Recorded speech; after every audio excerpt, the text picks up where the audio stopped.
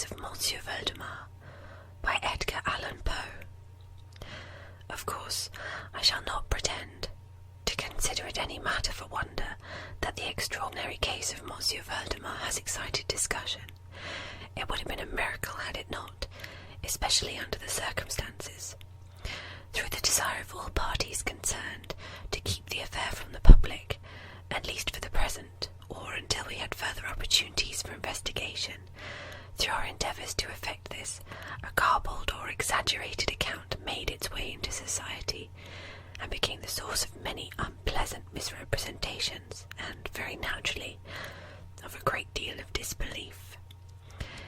It is now rendered necessary that I give the facts, as far as I comprehend them myself. They are, succinctly, these. My attention for the last 3 years had been repeatedly drawn to the subject of mesmerism, and about 9 months ago it occurred to me quite suddenly that in the series of experiments made hitherto there had been a very remarkable and most unaccountable omission. No person had as yet been mesmerized in articulo mortis. It remained to be seen, first, whether in such condition there existed in the patient any susceptibility to the magnetic influence. Secondly, whether if any existed, it was impaired or increased by the condition. Thirdly, to what extent, or for how long a period, the encroachments of death might be arrested by the process. There were other points to be ascertained, but these most excited my curiosity, the last in especial, from the immensely important character of its consequences. In looking around me for some subject by whose means I might test these particulars, I was brought to think of my friend, Monsieur Ernest Valdemar, the well-known compiler of the Bibliotheca Forensica, and author under the nom de plume of Isaac R. Marx, of the Polish versions of Wallenstein and Gargantua. Monsieur Valdemar, who has resided principally at Harlem and New York since the year 1839, is, or was, particularly noticeable for the extreme squareness of his person, his lower limbs much resembling those of John Randolph, and also for the whiteness of his whiskers, in violent contrast to the blackness of his hair, the latter, in consequence, being very generally mistaken for a wig. His temperament was markedly nervous, and rendered him a good subject for mesmeric experiment. On 2 or 3 occasions I had to put him to sleep with little difficulty, but was disappointed with other results which his peculiar constitution had naturally led me to anticipate. His will was at no period positively or thoroughly under my control, and in regard to clairvoyance, I could accomplish with him nothing to be relied upon. I always attributed my failure at these points to the disordered state of his health. For some months previous to my becoming acquainted with him, his physicians had declared him in a confirmed phthisis. It was his custom, indeed, to speak calmly of his approaching dissolution as a matter neither to be avoided nor regretted. When the ideas to which I have alluded first occurred to me, it was of course very natural that I should think of Monsieur Valdemar. I knew the steady philosophy of the man too well to apprehend any scruples from him, and he had no relatives in America who would be likely to interfere. I spoke to him frankly upon the subject, and, to my surprise, his interest seemed vividly excited. I say to my surprise, for although he had always yielded his person freely to my experiments, he had never before given me any tokens of sympathy with what I did. His disease was of that character which would admit of exact calculation in respect to the epoch of its termination in death, and it was finally arranged between us that he would send for me about 24 hours before the period announced by his physicians as that of his disease. It is now rather more than 7 months since I received from Monsieur Valdemar himself the subjoined note. My dear P., you may as well come now. D and F are agreed that I cannot hold out beyond tomorrow midnight, and I think they have hit the time very nearly. Valdemar. I received this note within half an hour after it was written, and in 15 minutes more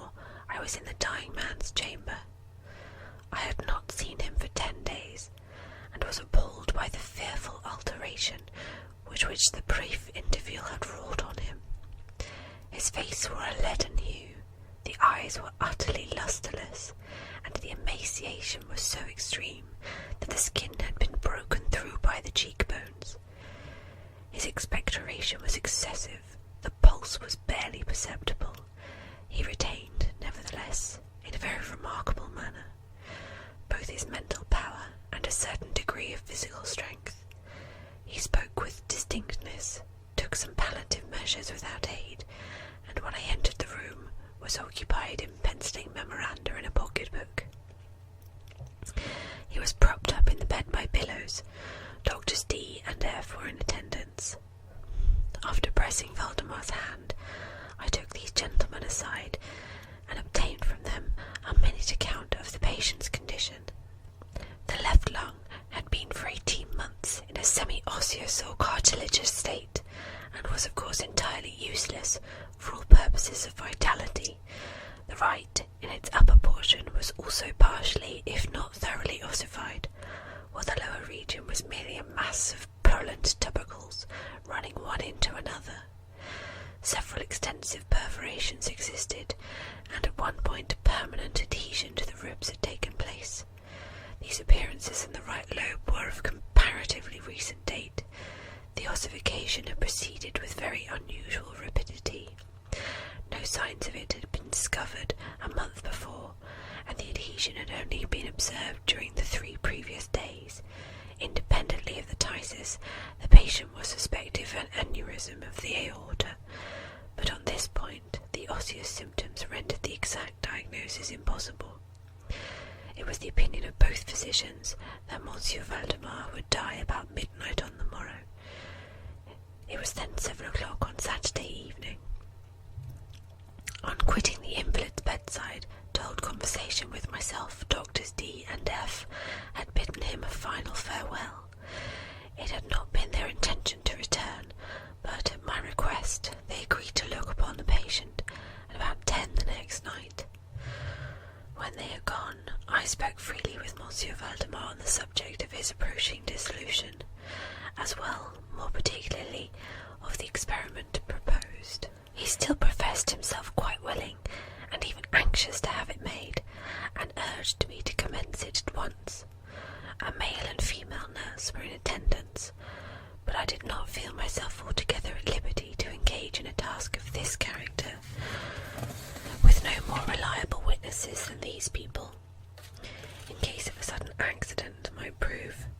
I therefore postponed operations until about 8 the next night, when the arrival of a medical student, with whom I had some acquaintance, Mr. Theodore L., relieved me from further embarrassment. It had been my design originally to wait for the physicians, but I was induced to proceed first by the urgent entreaties of Monsieur Valdemar, and secondly by my conviction that I had not a moment to lose, as he was evidently sinking fast. Mr. L. was so kind as to accede to my desire that he would take notes of all that occurred, and it is from his memoranda that I now write what I have to relate, for the most part either condensed or occupied verbatim. It wanted about 5 minutes of 8, when, taking the patient's hand, I begged him to state as distinctly as he could to Mr. L. whether he, Monsieur Valdemar, was entirely willing that I should make the experiment of mesmerizing him in his then condition. He replied feebly, yet quite audibly, "Yes, I wish to be mesmerized," adding immediately afterwards, "I fear you have deferred it too long." While he spoke thus, I commenced the passes which I had already found most effectual in subduing him. He was evidently influenced with the first lateral stroke of my hand across his forehead, but although I exerted all my powers, no further perceptible effect was induced until some minutes after 10 o'clock, when Doctors D and F called, according to appointment. I explained to them in a few words what I designed, as they opposed no objection, saying that the patient was already in the death agony.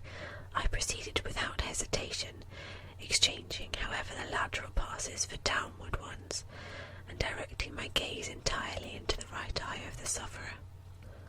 This time his pulse was imperceptible, and his breathing was stertorous, and at intervals of half a minute. His condition was nearly unaltered for a quarter of an hour. At the expiration of this period, however, a natural, although a very deep sigh escaped the bosom of the dying man, and the stertorous breathing ceased. That is to say, its stertorousness was longer apparent. The intervals were undiminished. The patient's extremities were of an icy coldness. At 5 minutes before 11, I perceived unequivocal signs of the mesmeric influence. The glassy roll of the eye was exchanged for that expression of uneasy inward examination which is never seen except in cases of sleep-waking, and which it is quite impossible to mistake. With a few rapid lateral passes, I made the lids quiver, as in incipient sleep, and with a few more I closed them altogether. I was not satisfied, however, with this, but continued the manipulations vigorously, and with the fullest exertion of the will, until I had completely stiffened the limbs of the slumberer. After placing them in a seemingly easy position, the legs were at full length, the arms were nearly so, and reposed on the bed at a moderate distance from the loins. The head was very slightly elevated. When I had accomplished this, it was fully midnight, and I requested the gentlemen present to examine Monsieur Valdemar's condition. After a few experiments, they admitted him to be in an unusually perfect state of mesmeric trance. The curiosity of both the physicians was greatly excited. Dr. D resolved at once to remain with the patient all night, while Dr. F took leave with promise to return at daybreak. Mr. L and the nurses remained. We left Monsieur Valdemar entirely undisturbed until about 3 o'clock in the morning, when I approached him and found him in precisely the same condition as when Dr. F went away. That is to say, he lay in the same position. The pulse was imperceptible, the breathing was gentle, scarcely noticeable, unless through the application of a mirror to the lips. The eyes were closed naturally, and the limbs were as rigid and as cold as marble. Still, the general appearance was certainly not that of death. As I approached Monsieur Valdemar, I made a kind of half effort to influence his right arm into pursuit of my own. As I passed the latter gently to and fro above his person. In such experiments with this patient, I have never perfectly succeeded before, and assuredly I had little thought of succeeding now, but to my astonishment, his arm very readily, although feebly, followed every direction I assigned it with mine. I determined to have a few words of conversation. "Monsieur Valdemar," I said, "are you asleep?"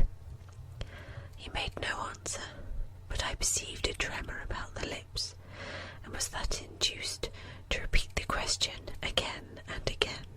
At its third repetition, his whole frame was agitated by a very slight shivering. The eyelids unclosed themselves so far as to display a white line of a ball. The lips moved sluggishly, and from between them, in a barely audible whisper, issued the words, "Yes, asleep now. Do not wake me. Let me die so." I here felt the limbs, and found them as rigid as ever. The right arm, as before, obeyed the direction of my hand. I questioned the sleep-waker again. "Do you still feel pain in the breast, Monsieur Valdemar?" The answer now was immediate, but even less audible than before. "No pain. I am dying." I did not think it advisable to disturb him further just then, and nothing more was said or done until the arrival of Dr. F, who came a little before sunrise, and expressed unbounded astonishment at finding the patient still alive. After feeling the pulse and applying a mirror to the lips, he requested me to speak to the sleep-waker again. I did so, saying, "Monsieur Valdemar, do you still sleep?" As before, some minutes elapsed ere reply was made, and during the interval the dying man seemed to be collecting his energies to speak. At my fourth repetition of the question, he said very faintly, almost inaudibly, "Yes, still asleep, dying." It was now the opinion, or rather the wish of the physicians, that Monsieur Valdemar should be suffered to remain undisturbed in his present apparently tranquil condition until death should supervene, and this, it was generally agreed, must now take place within a few minutes. I concluded, however, to speak to him once more, and merely repeated my previous question. When I spoke, there came a marked change over the countenance of the sleep-waker.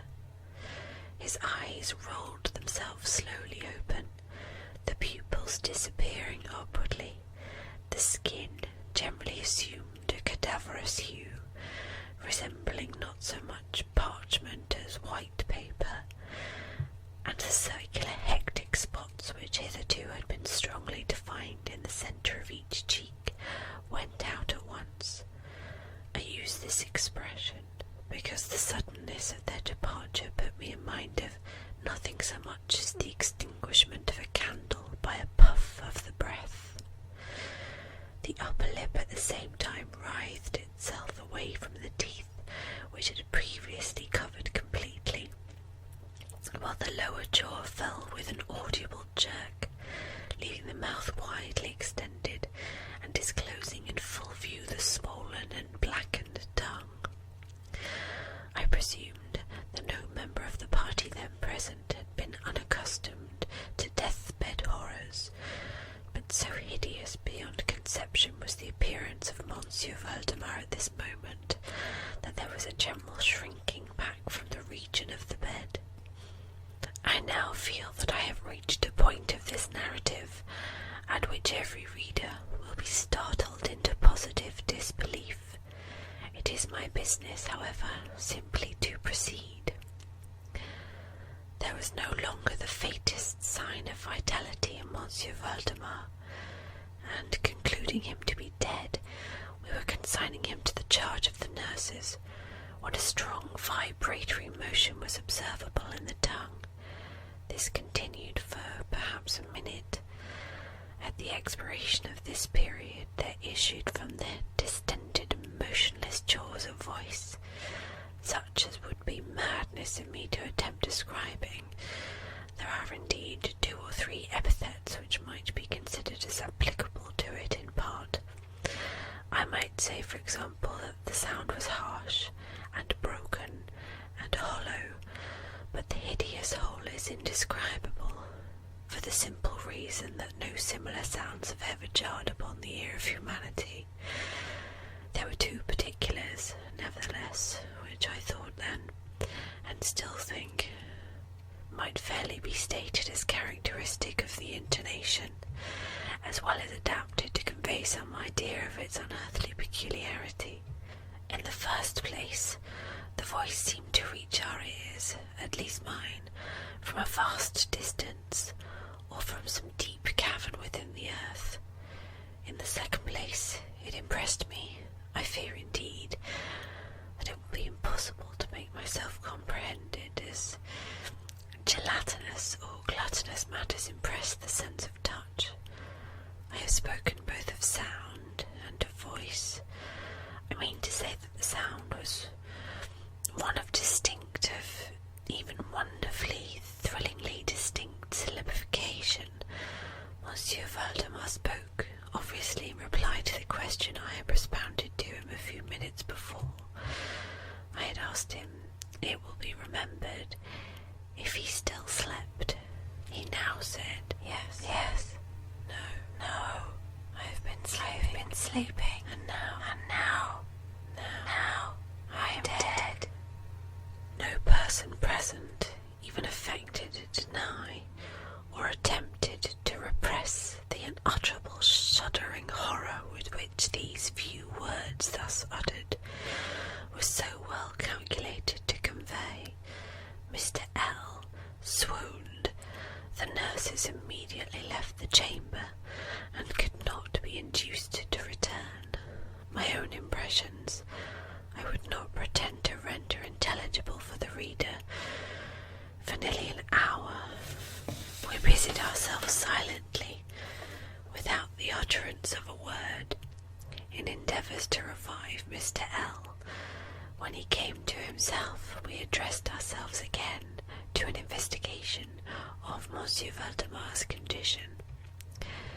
It remained in all respects as I have last described it, with the exception that the mirror no longer afforded evidence of respiration. An attempt to draw blood from the arm failed. I should mention, too, that this limb was no farther subject to my will. I endeavoured in vain to make it follow the direction of my hand. The only real indication, indeed, of the mesmeric influence was now found in the vibratory movement of the tongue. Whenever I addressed Monsieur Valdemar a question, he seemed to be making an effort to reply, but had no longer sufficient volition. To queries put to him by any other person than myself, he seemed utterly insensible, although I endeavoured to place each member of the company in mesmeric rapport with him. I believe that I have now related all that is necessary to an undertaking of the sleep-wake estate at this epoch. Other nurses were procured, and at 10 o'clock I left the house in company with the 2 physicians and Mr. L. In the afternoon we all called again to see the patient. His condition remained precisely the same. We had now some discussion as to the propriety and feasibility of awakening him, but we had little difficulty in agreeing that no good purpose would be served by so doing. It was evident that, so far death, or what is usually termed death, had been arrested by the mesmeric process. It seemed clear to us that to awaken Monsieur Valdemar would be merely to ensure his instant, or at least his speedy dissolution. From this period until the close of last week, an interval of nearly 7 months, we continued to make daily calls at Monsieur Valdemar's house, accompanied now and then by medical and other friends. All this time the sleeper-waker remained exactly as I have last described him. The nurse's attentions were continual. It was on Friday last that we finally resolved to make the experiment of awakening, or attempted to awaken him, and it is the perhaps unfortunate result of this latter experiment which has given rise to so much discussion in private circles, to so much of what I cannot help thinking unwarranted popular feeling. For the purpose of relieving Monsieur Valdemar from the mesmeric trance, I made use of the customary passes. These, for a time, were unsuccessful. The first indication of revival was afforded by a partial descent of the iris. It was observed as especially remarkable that this lowering of the pupil was accompanied by the profuse outflowing of a yellowish ichor from beneath the lids, of a pungent and highly offensive odour. It was now suggested that I should attempt to influence the patient's arm, as heretofore. I made the attempt and failed. Dr. F. then intimated a desire to have me put a question. I did so as follows. Monsieur Valdemar, can you explain to us what are your feelings or wishes now? There was an instant return of the hectic circles on the cheeks.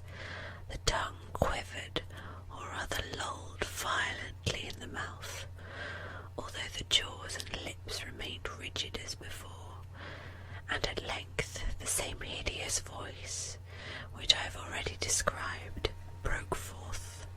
God,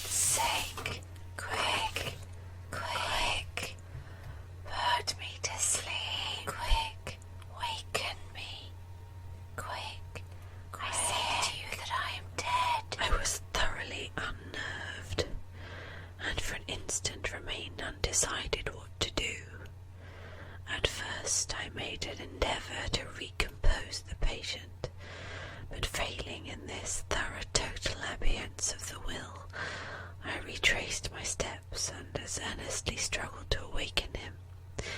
In this attempt, I soon saw that I should be successful, or at least I soon fancied that my success would be complete, and I am sure that all in the room were prepared to see the patient awaken.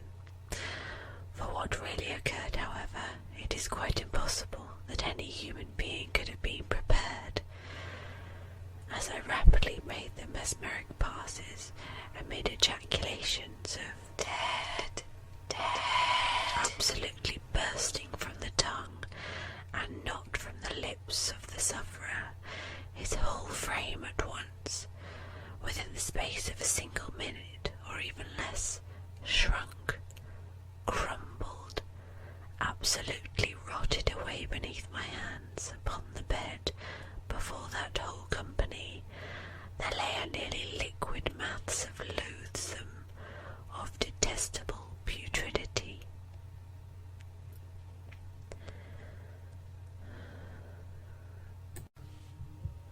The Facts in the Case of Monsieur Valdemar by Edgar Allan Poe. Of course, I shall not pretend to consider it any matter for wonder that the extraordinary case of Monsieur Valdemar has excited discussion. It would have been a miracle had it not, especially under the circumstances. Through the desire of all parties concerned to keep the affair from the public, at least for the present, or until we had further opportunities for investigation, through our endeavours to effect this, a garbled or exaggerated account made its way into society, and became the source of many unpleasant misrepresentations, and, very naturally, of a great deal of disbelief. It is now rendered necessary that I give the facts, as far as I comprehend them myself. They are, succinctly, these. My attention for the last 3 years